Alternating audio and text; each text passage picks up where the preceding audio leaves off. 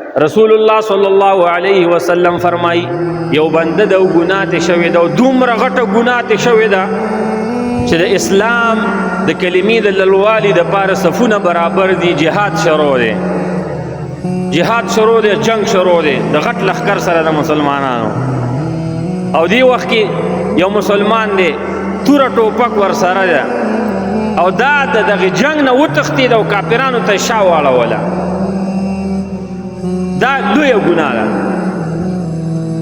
چا چې دشمن ته په جهاد کې شا واړوله، منډه یې ترې واغېستله، وتښتېده، دا ګناه کبیره ده، د الله پاک نه معاف کوي الا چې توبه دې وویستله او بیا داسې کار ونه کړي. خو رسول الله صلی الله علیه وسلم فرمایي که چا دومره غټه ګناه کړي چې جهاد شروع دی او دا د کافرانو نه وتښتېده، د مسلمانانو لښکر یې کمزوری کړ، مسلمانان یې ځان له پرېښودل، د کلمې د لوړوالي جنګ دی او دا مسلمان ترې وتښتېده، د قرآن د دفاع جنگ دی دا ترې وتښتېده، د رسول الله صلی الله علیه وسلم د رسالت د دفاع جنگ دی، د کافرو سره جهاد دی او دا ترې وتښتېده.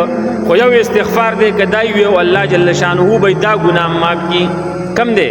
استغفر الله الذي لا اله الا هو الحي القيوم واتوب الیه. یاد دې شو؟ ګوره که په جهاد کې د دشمن ته شاړه ولید او تښتېدلی، رسول الله صلی الله علیه وسلم فرمایي او بیا دې دا استغفار ویو دا ګناه به هم درته الله پاک معاف کړي.